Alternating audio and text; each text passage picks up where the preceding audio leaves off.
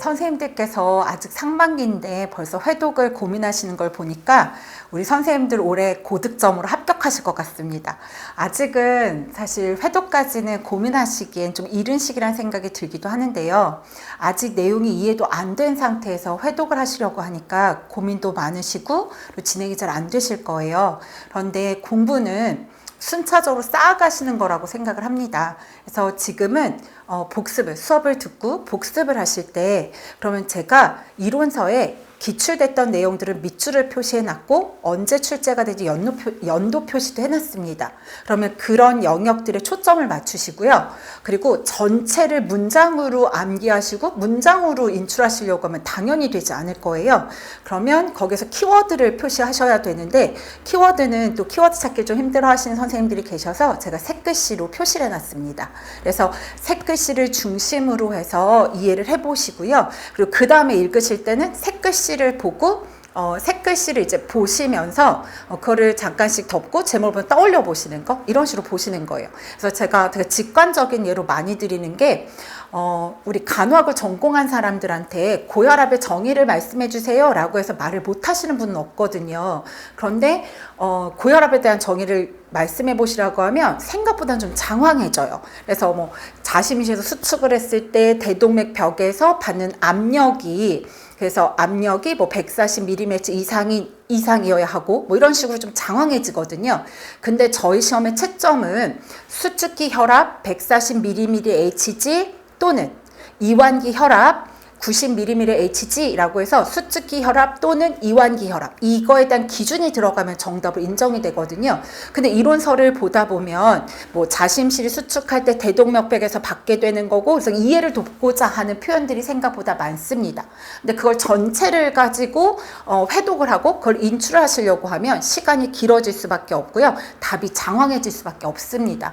그래서 이론서를 읽으실 때는 내용을 기반으로 해서 이해를 위해서 읽어보시긴 하지만 답을 쓴다라고 하면 어떤 단어는 절대 빠지지 말고 들어가야 되는 단어가 무엇이구나 라고 하는 걸 표시해 두시고, 그 다음에 보실 때는 내용을 읽으시기 전에 고혈압 정의를 보고 어떤 내용이 키워드였지 라고 하는 걸 짧게 연상해 보시고 난 뒤에 다시 보시는 거죠. 그 책을 반복해서 읽으시면 기억이 난다라고 생각을 하시는데 그건 효율성이 떨어집니다. 그래서 읽으시더라도 그 키워드 꼭 인출해야 되는 건 떠올려보고 잠시 떠올려보고 읽어보시는 거고요. 그리고 나머지는 이제 빠르게 읽어가시는 거예요. 이런 식으로 진행을 하시면 될 것 같고, 일단 상반기에는 최대한 키워드가 무엇이다라고 하는 걸 표시하시는 정도로 하시고요. 그리고 이제 내용 이해에 초점을 맞춰서 하시는 걸 추천드리겠습니다. 그리고 인출은 이제 7월 달부터는 저희가 범위를 정해서 공부하고 오셔서 시험을 보시잖아요. 그때는 아웃풋 위주로 공부를 진행하시면 될 것 같습니다. 그리고 회독학습은 제가 이제 작년에 합격하신 선생님들 몇몇 분한테 여쭤봐가지고 그래도 어느 정도 비공식적인 통계를 한번 내봤는데요. 1년 동안 7회독 이상을 하셨다는 선생님이 전체 합격자에서 70% 정도가 되더라고요. 그래서 7회독이라고 하는 건 저랑 같이 수업 나가는 거 말고 회독을 얘기해요. 그러니까 선생님들이 복습하실 때 본 것도 그러니까 포함이 되어지고, 하반기 우리가 문풀반 진행될 때, 모고반 진행이 될 때 회독하는 게 포함이 되고, 또 종강하고 2주 동안 2회독에서 3회독에 대한 게 가능하도록 그 회독표를 드리거든요. 그걸 모두 포함해서 7회독이기 때문에 아직 상반기에는 회독에 대한 강박감이라든가 불안감을 너무 크게 가져가실 필요는 없을 것 같고, 제가 7월부터는 그 회독표를 제공해 드릴 거예요. 그래서 그걸 중심으로 해서 일정에 맞춰서 진행을 해 가시면 될 것 같습니다. 조금 해소가 되셨을까요?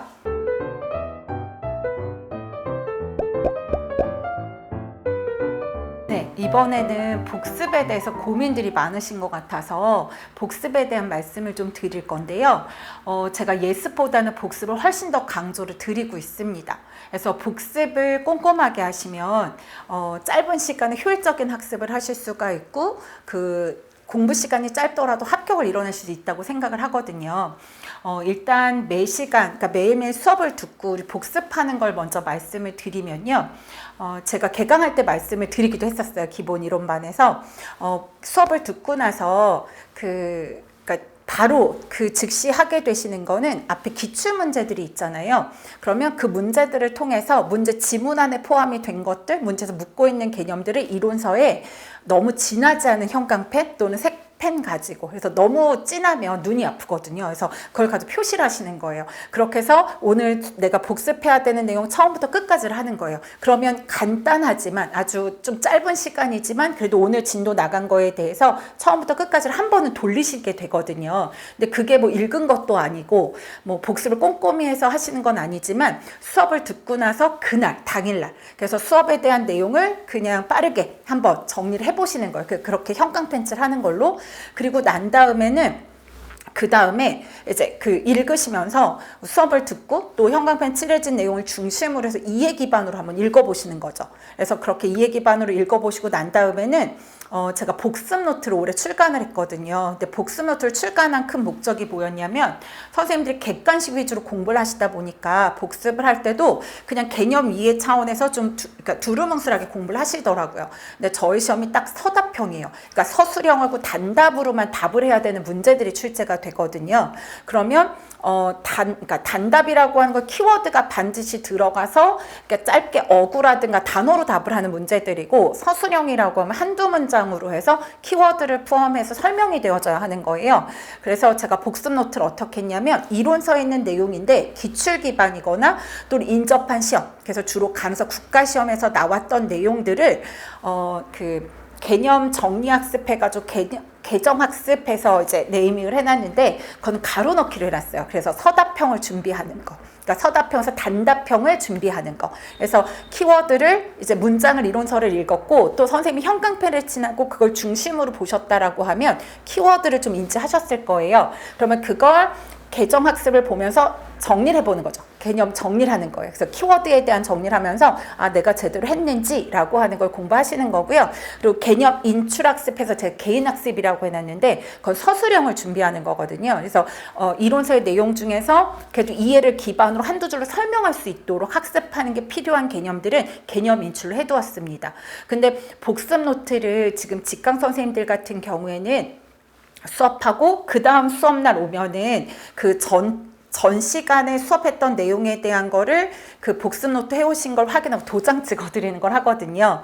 도장 찍는 게 별거 아닌 것 같지만 그게 한 번도 빠지지 않고 도장이 찍어지는, 또 거기서 얻어지는 뭔가 성취감, 뭐 이런 만족감이 좀 있으신 것 같고, 그리고 그거를 잘 달성을 하시면 한 번은 복습 노트를 드리기도 했고요. 그 다음에 출간되는 거, 또 한 번은 그 우리 도트펜에서 중요한 거를 그 이제 표시하는 그런 펜을 또 선물 드리기도 했었습니다. 그래서 그런 과정들을 통해서 좀 꼼꼼하게 복습할 수 있다고 생각을 하는데요. 그렇다고 그걸 다 글로 쓰시라는 게 아니에요. 어차피 제가 계속 회독하시라고 하는 건 이론서를 중심으로 하시는 거거든요. 그러니까 개정학습, 개인학습은 리마인드 해보는 거, 머릿속으로 떠올려 보고요. 내가 떠오르지 않은 게 뭔지 번호 앞에다 표시만 하는 거죠. 그리고 거기에 해당되는 내용 이론서를 보시면 돼요. 또 그러실 수 있죠. 그럼 이론서 다시 다 봐야 돼요 라고 하실 텐데, 근데 어차피 그게 이론서 전체가 아니라 이론서에 그 해당되는 파트에서 기출 기반으로 좀 중요한 거, 그리고 인접한 시험에서 빈도가 높은 중요 개념, 출제될 가능성이 높은 것들이거든요. 그래서 그걸 확인하고 다시 이론서를 보시잖아요. 그러면 중요 개념에 대해서 벌써 또 반복 학습이 되신 거예요. 그래서 수업이 끝나자마자 어떤 내용이 있었지라고는 범주 확인차 형광펜 옅은 색으로 칠하면서 기출 표현 한번 표시했고, 그리고 그거 표시해놓은 거 중심으로 해서 내가 수업 들으면서 제대로 이해했는지 내가 정독을 하면서 이해해보고, 그리고 복습 노트를 보면서 키워드를 인출해보고 연상해보고, 그리고 연상할 때 그냥 쉽게 생각하시면 돼요. 그냥 앞에 번호 표시만 하시면 되고요. 그리고 개념 인출에 가서 문장으로 떠올려보는 거, 안 되더라도 상관없어요. 초기 때는 당연히 안 되는 게 너무나 당연한 일이거든요. 그러니까 스트레스 따로 받지 마시고, 그래서 그대로 표시하시고, 그리고 개정학습, 개인학습 혹시 보신 분들은, 꼼꼼히 보신 분들은 옆에 빈 박스 5개를 해드렸거든요. 최소 5번은 하시라는 거예요. 그래서 처음에 내가 그 박스에다 하늘색 형광펜 하나 칠해요. 그리고 형광펜으로 그 번호 옆에다가 못 외운 거 표시하는 거죠. 그럼 내가 첫 번째 회독 때는, 그러니까 첫 번째 인출할 때는 요 뭐 10개 중에 7개를 떠올리지 못했어. 표시하면 되죠. 그럼 이론서 가서 그 부분을 보시는 거예요. 그리고 나서 내가 그 다음에 뭐 요약 정리를 가거나 아니면 하반기 가서도 활용할 수도 있잖아요. 그때 내가 연두색으로 표시하고 또 봤더니 처음엔 7개를 내가 기억 못했는데 이제는 5개나 기억을 하고 있어요. 그럼 그렇게 해가지고 점점 쌓아가시면 되는 거고, 저는 여러 가지 이것도 보고 저것도 보는 게 아니라 이론서 회독에 집중하셔야 된다고 생각을 하거든요. 근데 이론서만 보고 있으면 좀 지리한 느낌이 들어요. 그리고 내가 다 안 외워졌는데도 불구하고 외웠다고 착각을 할 수 있거든요. 그래서 그런 경우에 뭐 마인드맵을 보고도 인출해 볼 수 있고, 기출문자를 통해서도 인출해 볼 수 있고, 또 복습노트를 통해서도 인출해 볼 수 있다고 생각을 합니다. 그래서 이제 수업 끝나고 바로 복습하는 방법에 대해서 말씀을 드렸어요. 그리고 지금 3월 달이다 보니까 그리고 뭐 국가고시 시험을 보시거나 또 퇴사를 좀 늦게 하시거나 아니면 공부하기 전에 내가 멋지게 여행을 다녀와야 돼. 그래서 뭐 해외 여행을 길게 다녀오시거나 다양한 이유들로 공부를 늦게 시작하신 선생님들께서 복습을 어떻게 해야 되는지 고민들을 하시더라고요. 근데 솔직히 말을 하면 학원에서 1년 커리가 있는데요. 그거는 이제 1년 동안 강의를 해야 되는 강사 입장에서 초수생을 대상으로 가장 그래도 좀 효율적으로 학습을 좀 끌어갈 수 있도록 합격률을 높이기 위해서 공부하는 과정으로 만들어 놓은 거예요. 이게 정답도 아니고 이 모든 과정을 들으셔야 되고, 이 과정을 하나하나 1월에 시작한 사람이나 3월에 시작하는 사람이나 똑같은 강도로 기본 이론반을 활용하시라고 하는 게 아니거든요. 그래서 본인이 학습의 주체가 돼서 내가 머릿속에 많이 남으면 되죠. 키워드, 기출됐던 거, 이거에 대한 정확도를 높이면 돼요.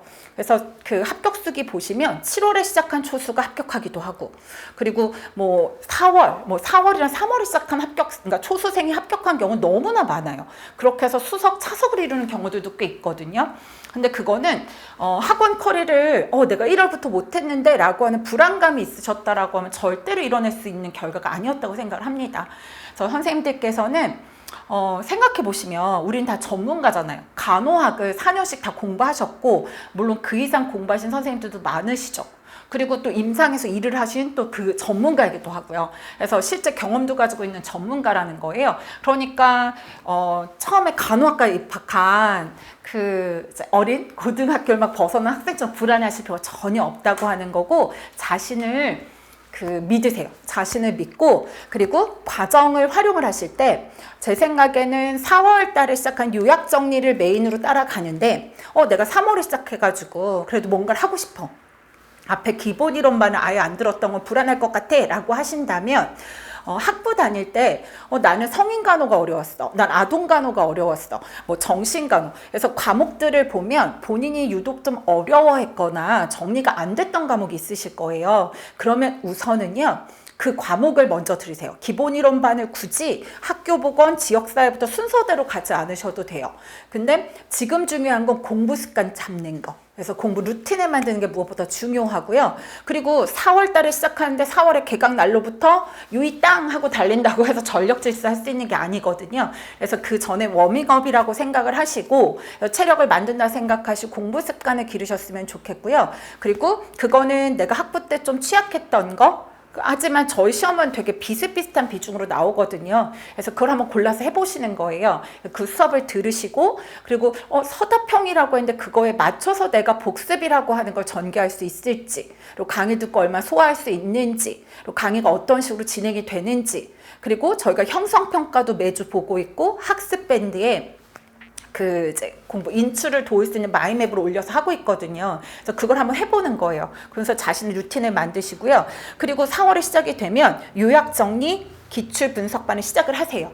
그리고 그걸 들으시면서 이미 기본 이론반에서 한두 과목을 들으셨기 때문에 어떻게 진행되는지 알거든요. 그럼 요약 정리 수업을 들으시면서, 요약 정리는 기본 이론반에서는 그러니까 이해를 기반으로 자세히 설명을 드리면서 가는 거라고 하면, 요약 정리에서는 기출됐던 개념, 기출도 약간 확정 개념에만 선택을 할 거예요. 선택적으로 집중을 할 거고요. 그리고 걔가 어떤 방향으로 출제될 수 있는지에 대한 거를 좀 그 방향을 함께 이야기하면서 가거든요.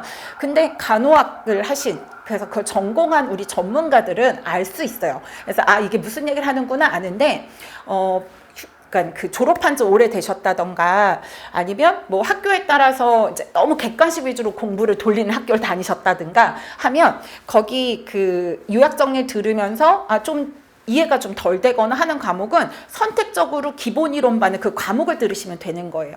뭐가 됐든 내 걸 만드시면 되는 거지 강의에 너무 끌려가지 마세요. 그리고 강의를 듣는 건 강의 들을 때 마음 편해요. 그쵸? 난 뭐 별거 안 해도 되잖아요. 그리고 내가 학부 때, 다닐 때 다 들었던 거고, 국가시험도 패스한 내 입장에서. 그쵸? 그리고 듣고 있으면 알거든요. 그러니까 마음 편한데, 강의를 듣는 거는 자기 공부가 아니에요. 제가 계획 세우시고 공부 시간 체크할 때 강의 듣는 건 자기 공부 시간 넣지 말라고 하거든요. 금방 휘발이 돼요. 그러니까 되려 요약 정리 들으면서 내가 좀 부족한 과목을 선택적으로 듣고, 그리고 그때 선택적으로 들을 때는 되려 좀 속도 배속을 좀 높여서 들으시는 거예요. 그래서 기본 이론 배속을 좀 높여서 듣고 배속 높여 듣다 보니까 이 파트는 내가 좀 어렵게 느껴져. 그럼 배속을 다시 늦춰가지고 듣고. 그러니까 이제부터는 학습의 주인은 나다. 그리고 결국에 합격을 이룰 것도 난데 굳이 이 학원에 강사가 만들어오는 그 커리에 질질질 끌려가지 마시고요. 본인이 주도가 돼서 본인의 페이스에 맞춰가지고 진행을 해나가시면 돼요. 그래서 그러면 제가 이제 3월달 진행하는 동안에 기본 이론반에서 취약한 거 골라서 하시라고 했잖아요. 그래서 그 수업을 들으시고, 그리고 복습할 때는 제가 이제 답변 드렸으니까 뭐 기출문제 표시하시고 중요한 거 확인하셔서 복습 노트도 활용해 보시고, 그래서 서답형 준비라는 게 이런 거구나 라는 감을 좀 잡아가면서 주체가 되는 학습을 해가시면 좋을 것 같습니다. 또 진행하시다가 이거는 아닌 것 같은데 이게 좀 막혀진다 라고 하면 그걸 세부적으로 구체적으로 메일로 상담 보내주시면 좀 개별적인 팁에 대한 거, 그래서 개별적인 뭔가 가이딩에 대한 거 따로 드리도록 하겠습니다. 하지만 선생님을 믿으세요. 선생님은 간호학과 우리 공부 많고 어렵잖아요. 그 중에서 10%, 또 어떤 학교든 7% 안에 들어간 우등생이에요. 그리고 국가 고시를 패스한 국가 면허를 가진 우리라고요. 그러니까 선생님은 분명히 잘 해내실 수 있습니다. 그래서 불안해하지 마시고요. 본인을 믿고 진행하시면 될 것 같습니다. 네.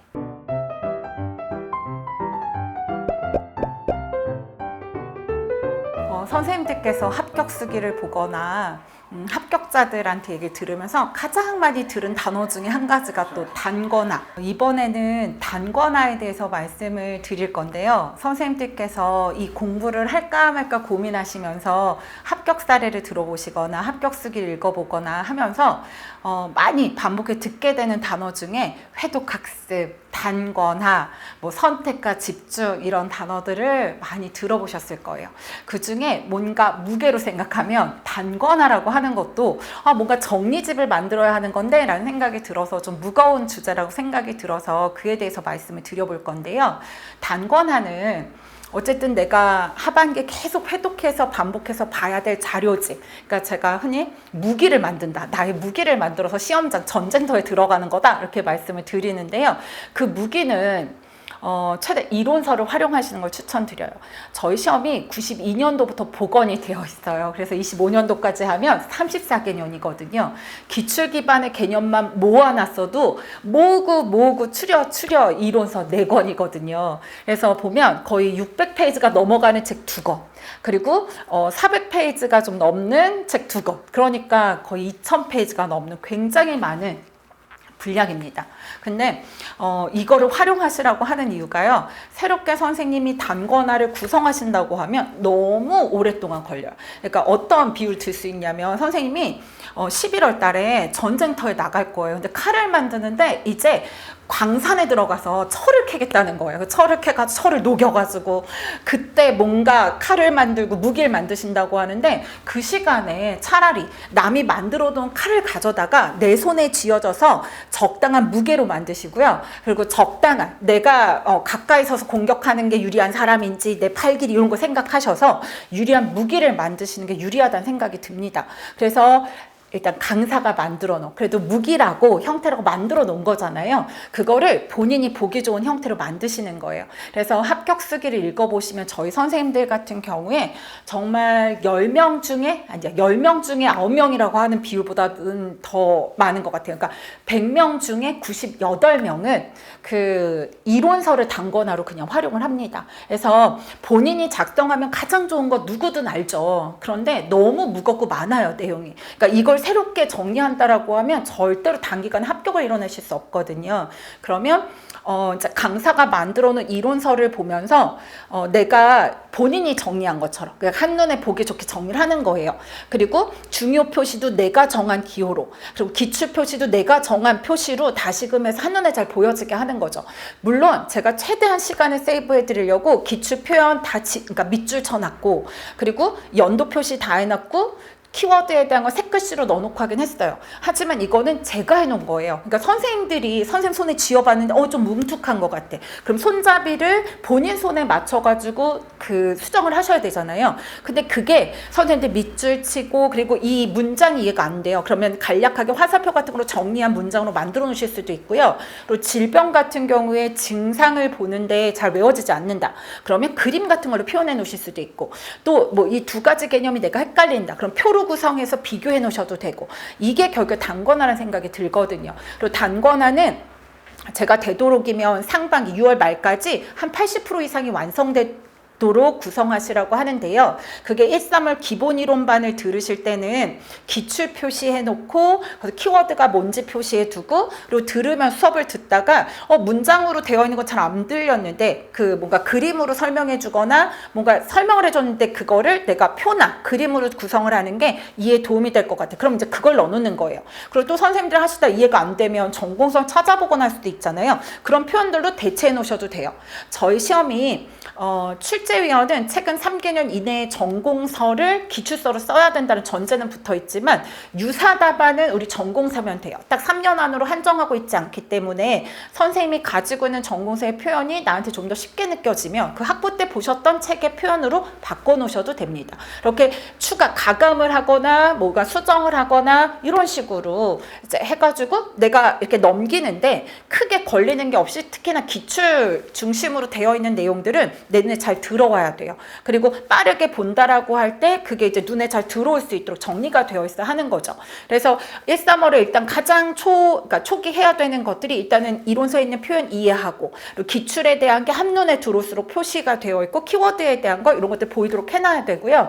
그리고 4~6월에 저희가 기출 분석을 해요. 근데 기출 분석반에 저희 시험에 이제 한 문제 한 문제 기출 문제를 보면서 과거에 이렇게 나왔는데 앞으로 이렇게 확장돼서 나올 수 있어요. 인접한 거 이런 거 나올 수 있어요를 말씀드리고요. 그리고 저희는 인접한 시험 중에 가장 중요한, 그리고 출제위원들도 이제 대학교 교수님들인 그 간호사 국가시험이 있잖아요. 근데 간호사 국가시험은 자격증 검정 시험이에요. 그래서 범주가 넓고 많을 수밖에 없어요. 그래서 다 살펴볼 수는 없고, 그래서 최근 거꾸로 5개년. 그래서 올해 2025, 그래서 2024, 2023, 22, 21까지. 그래서 그렇게 5개년 문제를 제가 정리해 드릴 거거든요.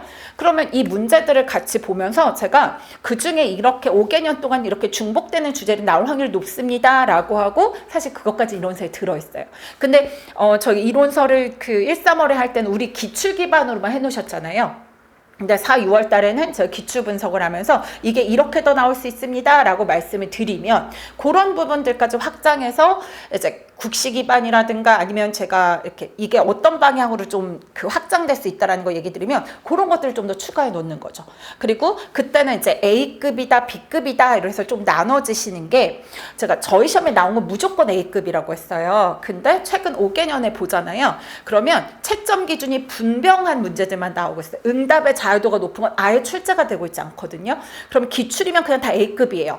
그리고 거기서 요새 문제 스타일에 맞춰가지고 키워드로 답을 할 수 있어요. 응답에 대한 제한이 명확하고 답이 명확하게 정해진 개념들은 또다시 나올 확률이 굉장히 높거든요. 그럼 A뿔이라고 표시해 놓는 거예요.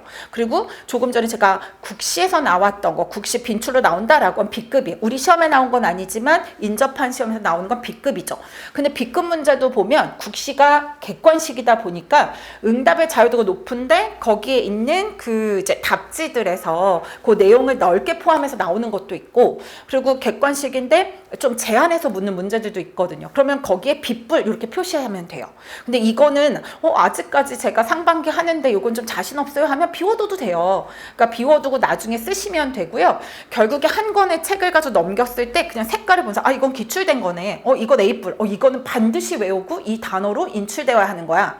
이건 인접한 시험 문제네. 인접한 시험이지만 날 확률이 비교적 높고 이 단어에 대한 건 명확하게 외워야 돼. 이게 가시적으로 보여지도록 만들어지는 게 한 80% 이상이 상반기에 완료가 되어 있어야 돼요. 그래서 하반기 때는 그 매주 시험 범위를 정해가지고 공부를 하잖아요. 그 시험을 보셔야 되니까. 근데 그때 하고 복습하면서 내가 뭘 정확하게 몰랐고 이걸 확인하는 학습도 하시고요. 그때 내가 헷갈렸던 거야. 그러면 당연히 그 전에 안다고 생각했는데 막상 문제로만 나니까 헷갈린 거예요. 그러면 표를 추가해가지고 더 넣는다던가, 추가된 그러니까 정보 같은 것들을 뭐 해설 강의하면서 해설 자료 집에 있는 내용들 중에 참고할 만한 게 있으면 그걸 좀 추가하고, 이렇게 20%를 완성지어서 시험장에 들고 가는 게 단권하거든요. 그래서 단권화는 하셔야 돼요.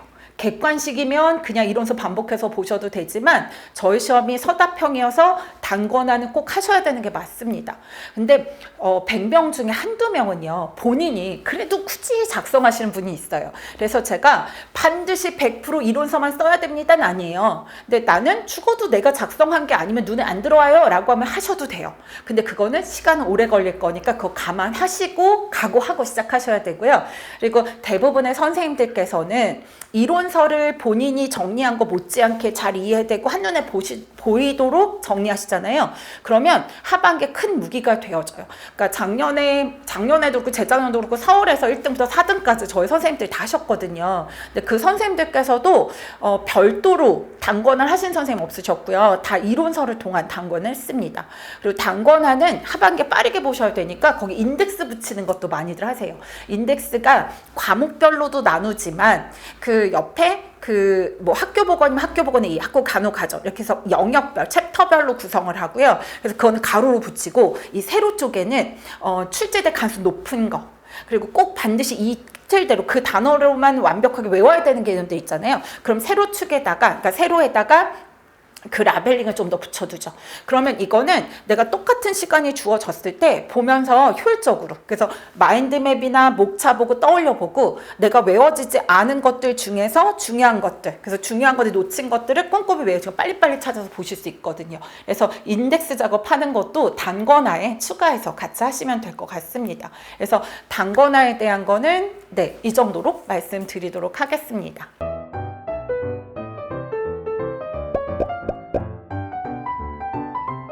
이번에는 수험생활 내내 사랑해 주어야 하고 함께 가야 되는 우리의 애인 기출문제에 대해서 얘기해 볼게요. 저희 시험은 빨리 합격하려면 그냥 기출문제 사랑해야 돼요. 보고 또 봐야 되고요. 봤어도 또 보고 싶어야 되고요. 보고 가물가물 조금이라도 또 생각나면 또 봐야 되고, 그게 기출문제입니다.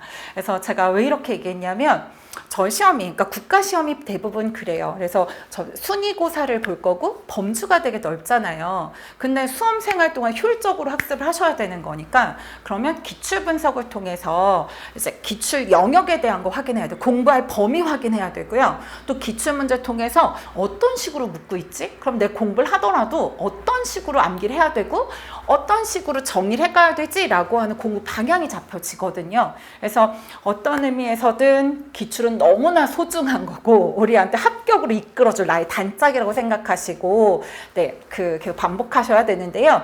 일단 기출 분석 방법에 대해서 많이 물어보시기 때문에 그걸 좀 말씀드리면, 따로 사실은 그 임수진과 보건교사들이라고 하는 유튜브에 기출 분석 방법만 따로 찍어서 올려놓긴 했습니다.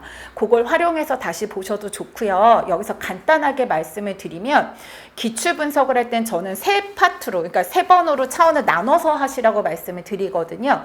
그래서 제일 먼저 하실 거는 기출 문제 한 문제 한 문제를 보시면서 기출 지문에 나온 개념들, 그리고 기출에서 물었던 개념, 그러니까 기출에서 물었던 게 가족간호다. 그럼 가족간호 사정 도구라고 하는 기출 물었던 그 개념은 우리가 공부해야 되는 영역이에요. 근데 그 문제의 지문 안에 보니까 우울증이라고 하는 게 들어가 있어요. 아니면 충동성이라는 게 들어가 있어요. 그럼 이런 개념들도 출제 소스, 그러니까 출제 근원이 되는 거예요. 그래서 거기서 이제 소스로 꺼내가지고 교수님들이 그 주제에서 확장해서 낼 수 있으니까 그 범위에서 한 문제 한 문제에 대한 분석을 먼저 하실 필요가 있어요. 그리고 그 문제에 대한, 그래서 그 소스에 대한 걸 과연 이 이론서에 포함을 하고 있나라고 하는 걸 보셔서 그러니까 소스인데 혹시 빠진 게 있다라고 하면 거의 그래도 빠지자고 넣어놓은 것 같거든요. 근데 혹시 빠진 게 있으면 말씀해 주시고요. 그리고 거의 빠진 게 없이 넣어놨으니까 그 소스를 찾아서 보시면 돼요. 그래서 선생님들이 제가 그거를 분석하고 소스를 넣어놨어요, 거의. 근데 선생님들이 전공자잖아요. 그러니까 이게 왜 공부해야 되는 거지? 이게 언급이 됐었던 거구나 라고 하는 걸 인지하시기 위해서라도 그 소스를 한번 확인해 보시면 좋을 것 같아요.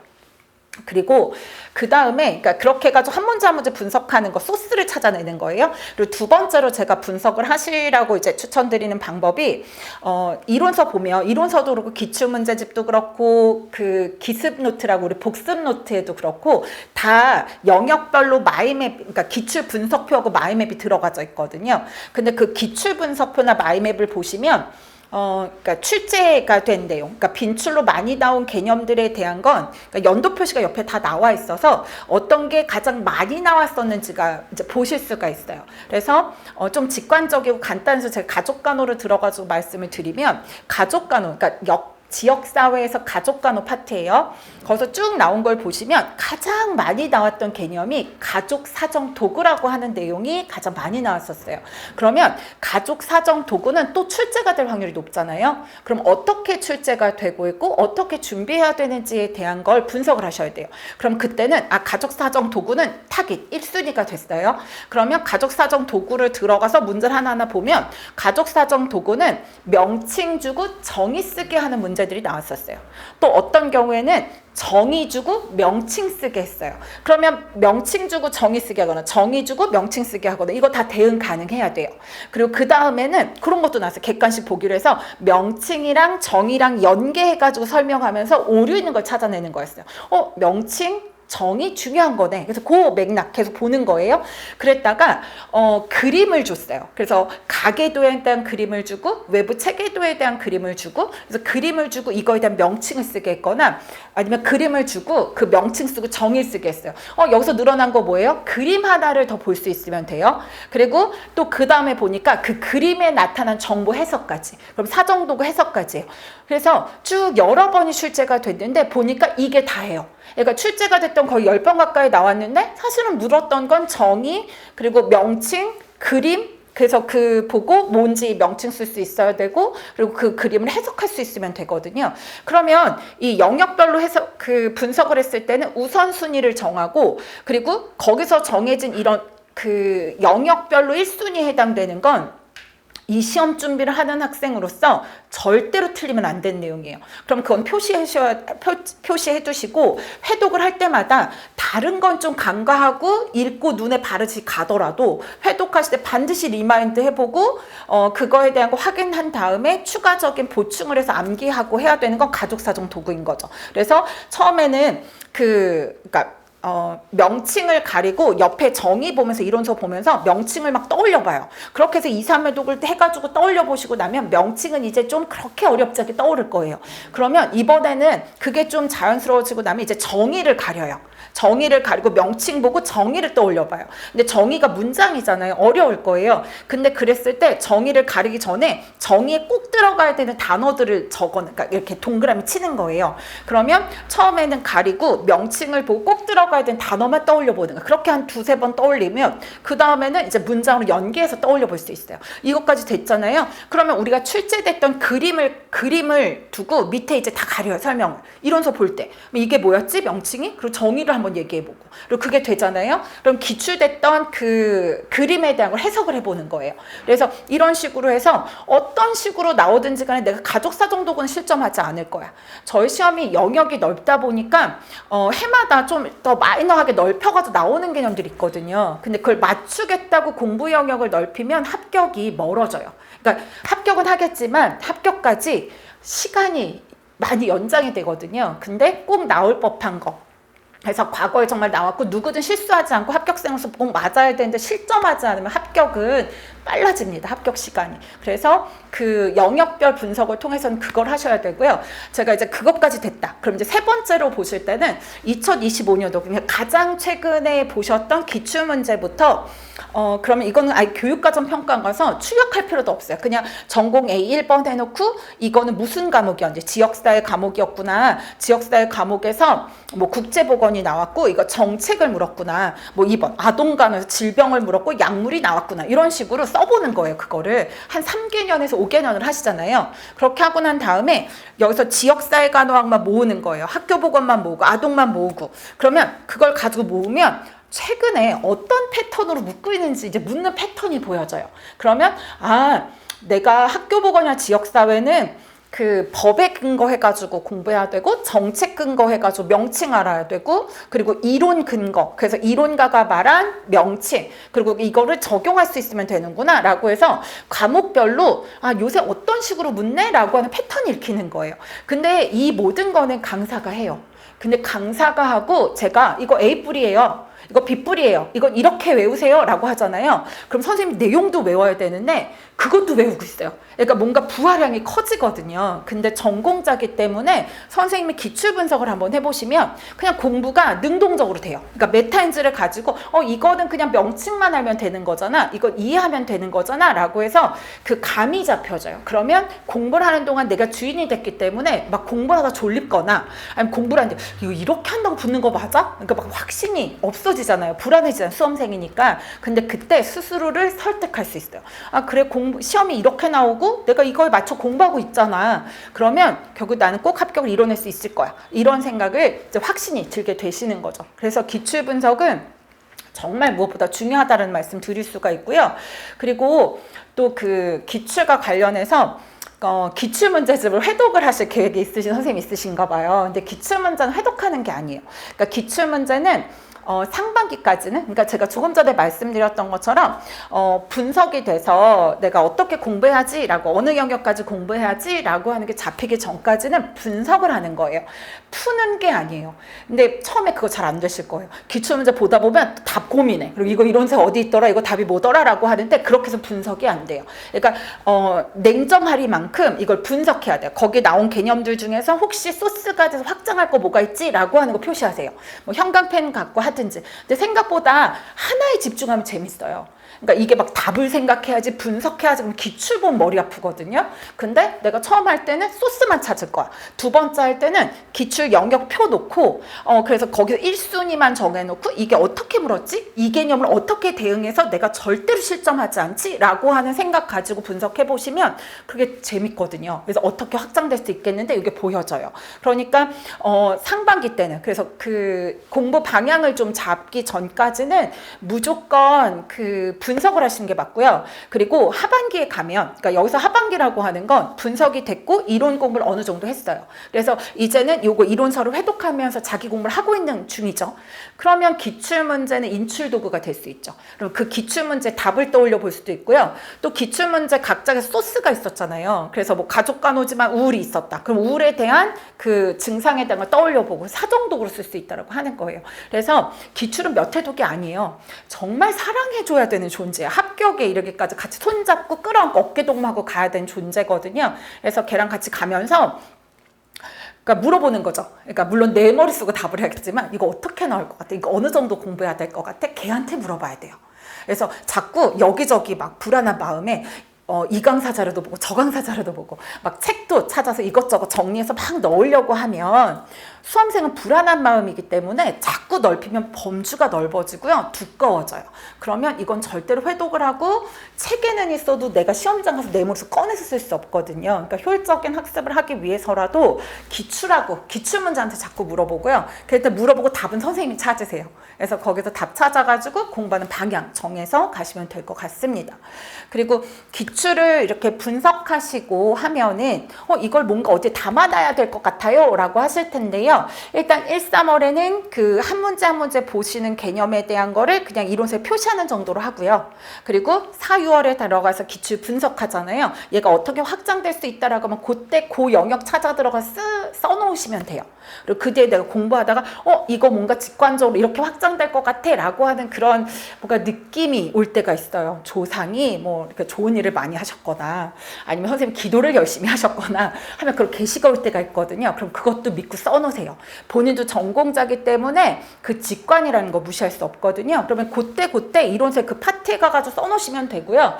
과거에는 제가 이론서 앞에다가 기출문제를 작게 편집해서 넣어드린 이유가 처음엔 다 이렇게 오려가지고 이롯에 붙이자고 했었어요. 하도 기출문제를 안 보니까 보시게 하고 싶어가지고 이제 그것도 했었고, 그거 자리 오시면 상도 드리고 했었거든요. 근데 제가 나중에 깨달은 게 있어요. 안 보더라. 붙여만 놓고 마음만 든든해. 근데 보지 않는 거예요. 근데 차라리 이렇게 3단계로 기출 분석을 하시라고 하니까 되려 그걸 하면서 본인이 느끼는 게 있으시더라고요. 그래서 붙이는 거 안 하셔도 돼요. 근데 하다 보면 좀 취약한 과목은 그래도 자꾸 보고 싶어요 라고 해서 하시는 경우도 있거든요. 말리진 않아요. 기출문제는 자주 보면 좋다고 했잖아요. 내 짝꿍이니까, 그리고 걔가 답을 해줄 거니까 자주 보는 건 좋으니까 붙여줄 수 있지만, 붙여두고 안 보고 마음만 든든할 거면 그건 정말 위안만 되거든요. 근데 그렇게 하실 거면 굳이 하실 필요 없고, 자꾸 기출문제는 보셔서 다양한 방면으로 차원을 둬가지고 분석을 하세요. 근데 1, 2, 3단계로 갔다고 해서 다시 1단계로 돌아가지 말라는 게 아니에요. 또 봤는데 갑자기 어떤 개념이 보일 수도 있어요. 그럼 언제든지 그걸 소스를 더 확장하시면 되는 거거든요. 그래서 기출을 사랑해야 한다. 기출을 사랑해야 합격이 나에게 다가온다. 요거 꼭 기억하시면 될 것 같습니다.